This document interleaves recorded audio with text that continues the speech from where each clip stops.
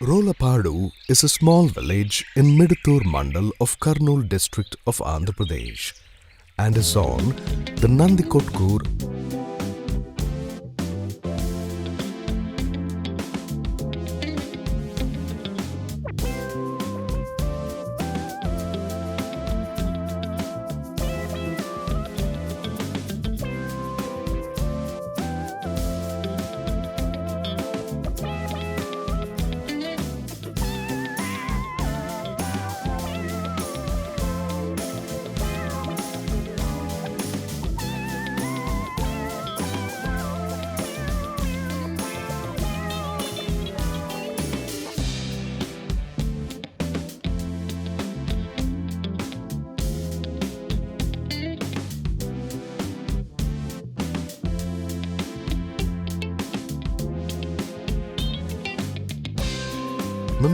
of Government of Andhra Pradesh took the active initiative to establish a bird sanctuary in ROLLAPADU to protect and conserve the fast dwindling Great Indian Bustard.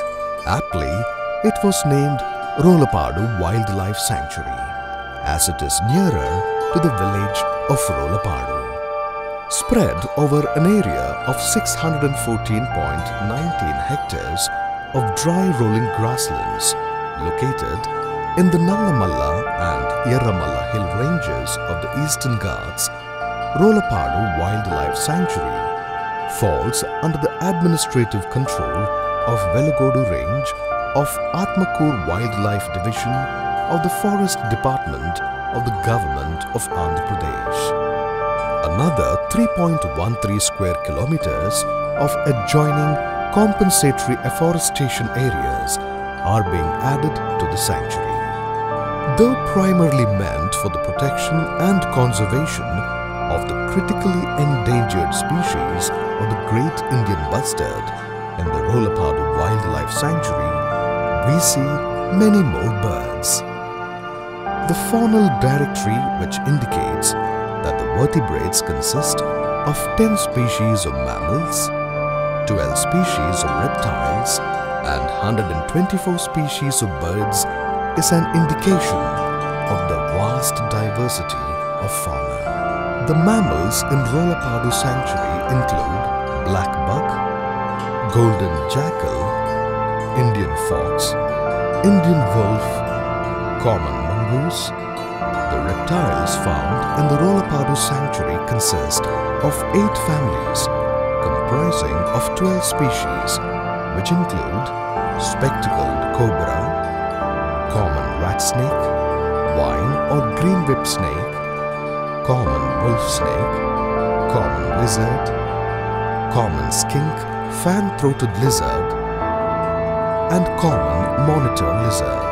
Though the populations of the birds in the ROLLAPADU Sanctuary are found fluctuating throughout the year due to various migratory factors, different species of birds are sighted in different seasons and in different numbers.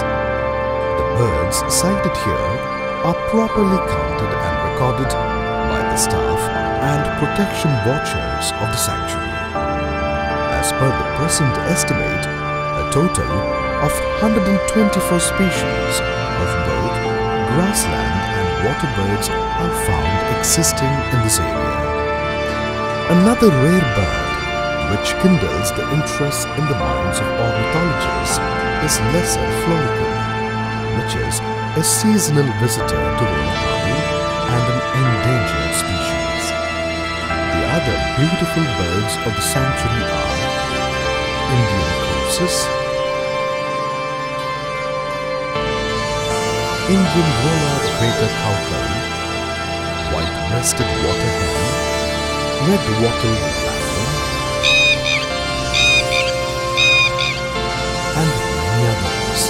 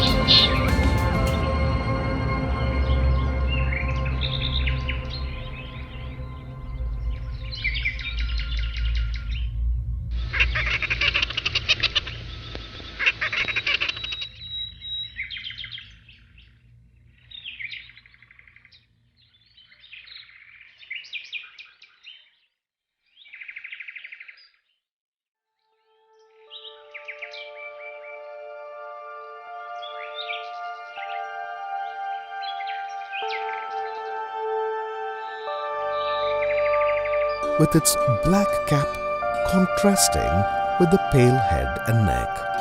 The body is brownish with black patch spotted in white. The male is deep sandy buff colored and during the breeding season has a black breast band. The crown of the head is black and crested and is puffed up by displaying males. The males have a well-developed gular pouch which is inflated when calling during display and helps produce the deep resonant calls. In the female, which is smaller than the male, the head and neck are not pure white and the breast band is either rudimentary, broken or absent. The Great Indian Bustard is one of the heaviest flying birds on earth. It is such a majestic bird that Dr. Salim Ali, the great ornithologist, has once suggested its name for the national bird. Once it was so abundant, spreading across 13 states, that it was considered as a game bird and was hunted down mercilessly. A species that once coexisted with humans in the arid and semi-arid grassland regions for centuries is now on the verge of extinction. The population of the Great Indian Bustard has declined enormously in recent times. Their population was estimated to be 1,260 in 1969 and it has fallen to 300 in 2008, clicking a fall rate of 82% in 47 years. Now the estimate of mature individuals is only about 250. This dwindling trend of the population of the Great Indian Bustard is due to a number of reasons. Hunting down as a game bird, changing land use patterns, degradation and habitat loss, population pressure and industrialization. If the present trend is allowed to continue, the species of the Great Indian Bustards may become extinct within the next 1 decade or 2. Acting on the need to protect the species from becoming totally extinct, in 1994 they were put on the red list of the International Union for Conservation of Nature, IUCN. Unfortunately, by 2011, the population of the Great Indian Bustards dwindled further, warranting they being classified as critically endangered. Sensing the urgency to protect and conserve the GIBs, in 2012, the Government of India had launched a national conservation program to protect the Great Indian Bustard. Included in this program are the Bengal florican, whose scientific name is Aubaropes bengalensis, and the lesser florican with the scientific name Siphiotimus indicus.